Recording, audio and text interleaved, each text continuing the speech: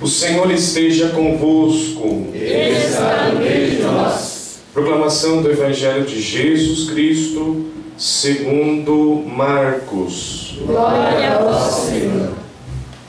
Naquele tempo, Jesus voltou para casa com seus discípulos e de novo se reuniu tanta gente que eles nem sequer podiam comer. Quando souberam disso, os parentes de Jesus saíram para agarrá-lo, porque diziam que estava fora de si. Os mestres da lei, que tinham vindo de Jerusalém, diziam que ele estava possuído por Beelzebul e que pelo príncipe dos demônios ele expulsava os demônios. Então Jesus os chamou e falou-lhes em parábolas. Como é que Satanás pode expulsar Satanás? Se o reino se divide contra si mesmo, ele não poderá manter-se.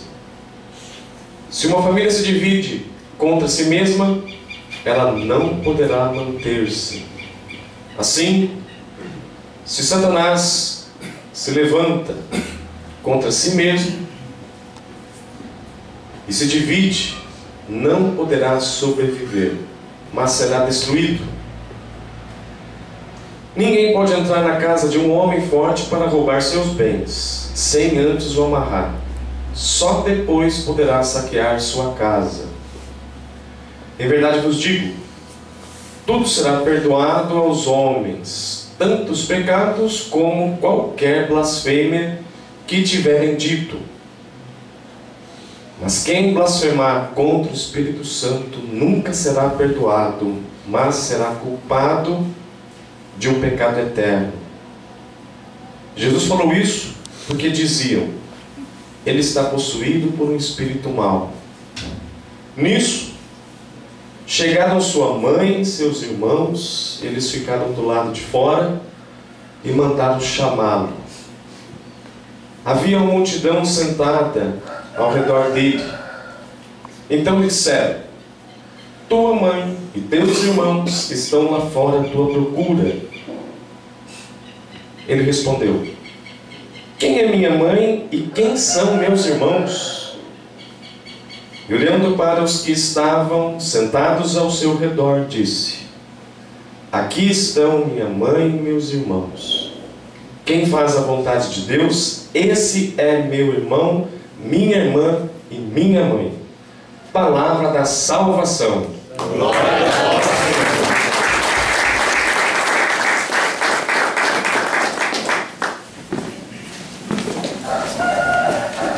Em nome do Pai, do Filho e do Espírito Santo. Amém. Bem, meus irmãos e minhas irmãs, nesta manhã de domingo, onde nós estamos celebrando a Santa Eucaristia e também ao mesmo tempo contemplando o amor de Deus que se expressa no seu Filho Jesus, que vem para redimir e resgatar os nossos pecados. E o mais interessante de tudo isso é que eu vou pedir uma coisa muito bonita, muito simples para o Ministério de Música, para que eles dêem um toque no meu volume, porque senão minha garganta já está indo embora mais do que já está, daí eu vou ficar mais ainda sem voz. Dá um volume para que não seja necessário eu gritar. Isso, agora sim. Ótimo. Porque minha voz está meio rouca por causa da minha garganta. Então, se baixar o volume, daí complica.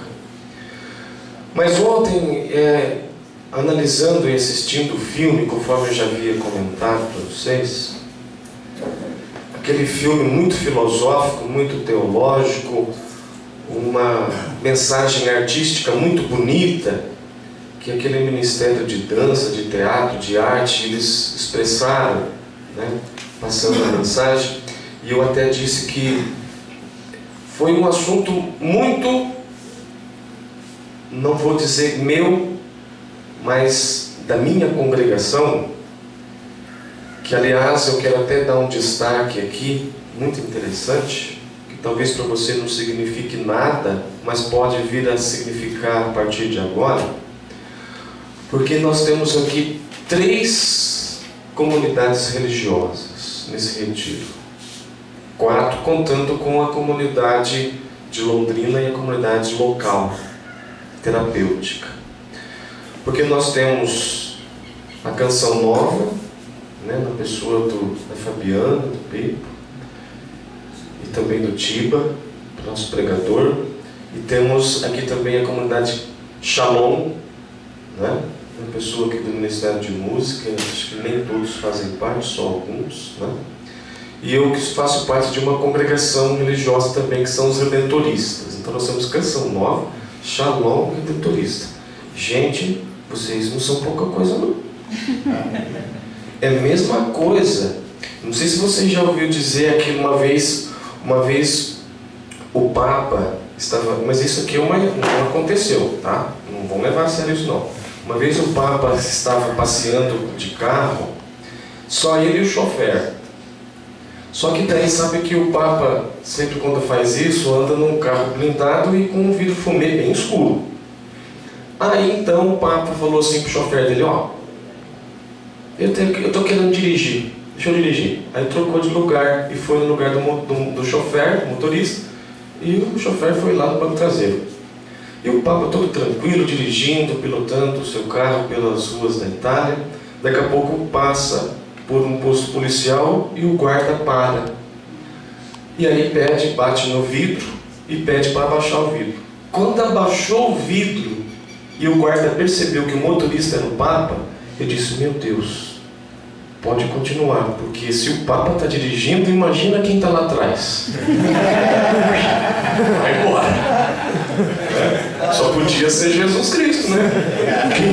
Quem queria fazer uma coisa dessa, né?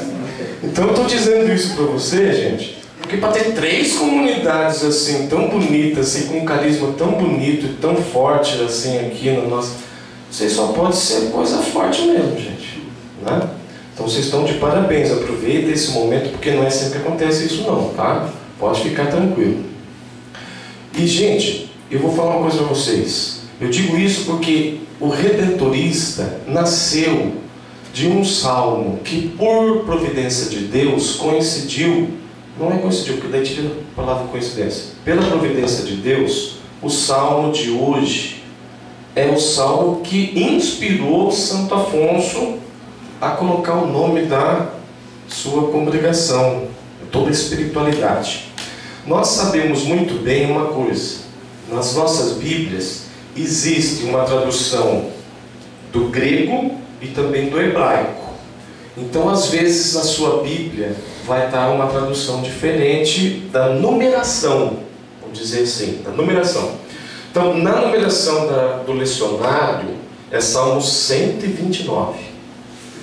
As demais Bíblias, com exceção da Ave Maria também, que é 129, as demais Bíblias, a Pastoral, Jerusalém, CNBB, é Salmo 130. Então eu vou pegar a tradução que vem da CNBB, que é o Salmo 130, para vocês fixarem na cabeça de vocês, que é o Salmo que inspirou Santo Afonso. Versículo 7, que nos diz assim: espere Israel pelo Senhor, mais que o vigia pela aurora, pois no Senhor se encontra toda graça e copiosa redenção. Ele vem libertar a Israel de toda a sua culpa. Então este salmo, que nos fala sobre a copiosa redenção, Salmo 130, versículos 7 e 8, da qual Santo Afonso foi inspirado para então fundar um grupo que fosse um grupo que resgatasse. Por isso redenção vem de Cristo Redentor na cruz. E nós vimos muito bem, e quero repetir, na pregação de ontem, do paralítico, que ao descer, seus amigos, ao descer a cama do paralítico onde estava Jesus, que abriu a telha e o paralítico foi descendo, aqueles homens que que estavam carregando a cama usaram um instrumento para descer a cama. Esse instrumento, da qual o pregador disse, eles saíram procurando, que era a corda. Lembra? A corda para amarrar na cama foi um instrumento para descer a cama. Quem é salva-vida, participa do corpo de bombeiro, por exemplo, ele sempre vai ter um instrumento para resgatar a pessoa que está afogando. Uma boia, ou uma corda. Quem caiu no poço ou no buraco vai lançar uma corda ou uma escada. Então, corda, escada, boia são instrumentos de resgate. Acontece que Deus usou o seu Filho Jesus, e o seu Filho Jesus pegou um instrumento que se chama cruz. Então, a cruz é um instrumento de resgate da qual Deus estendeu, segura aqui, e da qual então o seu Filho Jesus, através da cruz, puxou e resgatou a humanidade do buraco, do pecado e de toda a maldade. A cruz é instrumento de resgate. Então, ontem, no filme que nós assistimos, nós, acredito eu que vocês também devem ter meditado, e se depois qualquer coisa nós podemos até passar novamente esse vídeo para vocês, se acaso vocês quiserem assistir, porque é um debate filosófico, teológico ali, que tem que assistir várias vezes para que haja uma melhor compreensão. Ainda mais agora que vocês ganharam de presente um data show, né? Estão chique para nós aqui, viu, Tiba? Ganharam um data show aqui para projetar. Então agora vocês podem fazer desse espaço aqui um cinema. Olha que beleza, você assistir filme com pipoca, né?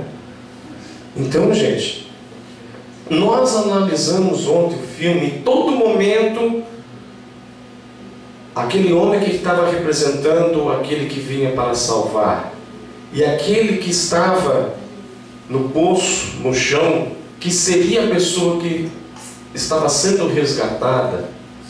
Então, a todo momento, a pessoa estava no chão. Lembra que tinha aquele cabelo caído assim, né? Escondendo, e sempre numa posição que baixa, no chão, no fundo, no buraco, na lama, né?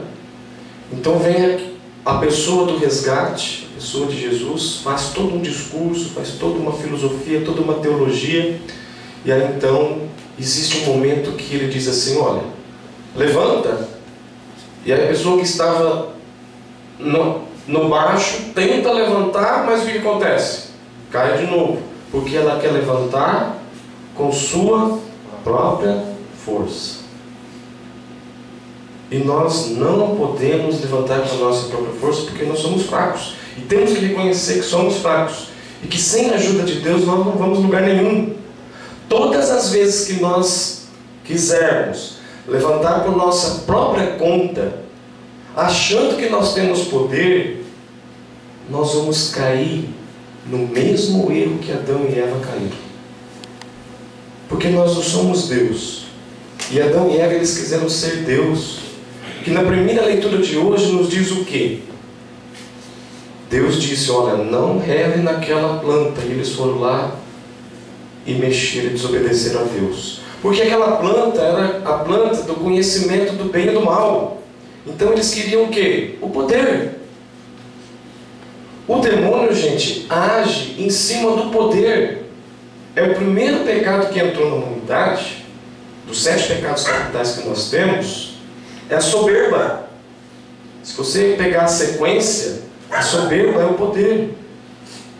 Então aí Adão e Eva quiseram ter o poder, só que a hora que chegou Deus, perguntou: onde estás? Né?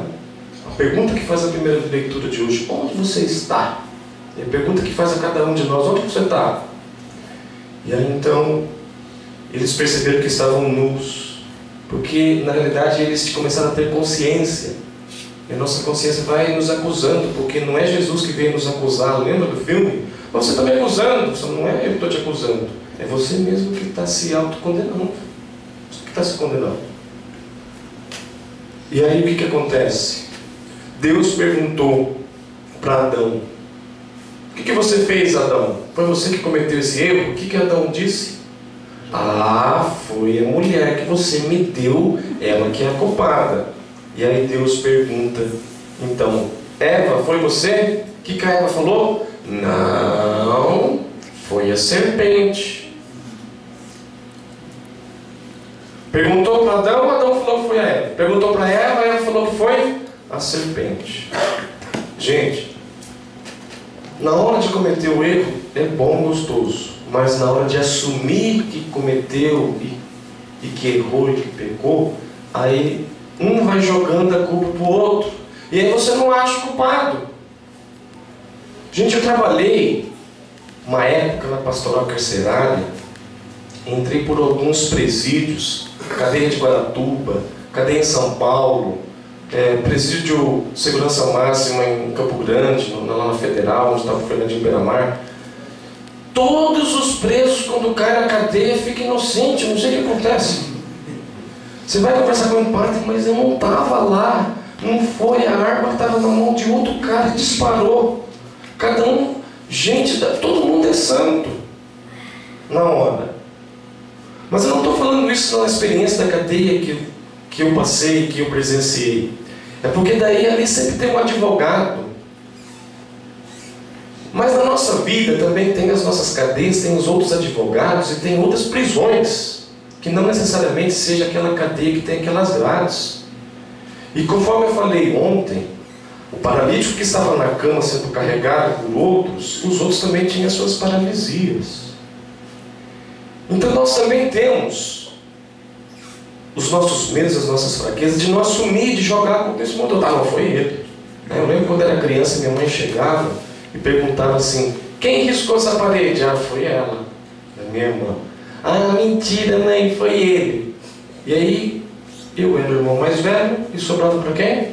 Para o irmão mais velho. O mais novo sempre dava um jeito de escapar. Mas nós temos que dar um jeito de ter coragem, gente, de assumir as nossas culpas, os nossos erros. Esse é o princípio de tudo. E não contar mentira. Porque um vai jogando para o outro: não, foi ele, e vai mentindo. E o diabo é o pai da mentira. Então nós temos que reconhecer as nossas fraquezas e segurar firme na mão de Deus. E em comunidade. Por mais difícil que seja viver em comunidade, porque às vezes em comunidade você vai esbarrando um no outro, né? Um tem um problema, o outro tem outra dificuldade, o outro tem outro problema, né? E a gente vai se enchendo, vai enchendo as nossas paciências. Mas Deus nos ensina que devemos viver em comunidade. E o Evangelho de hoje, para encerrar essa mensagem, nos deixa bem claro.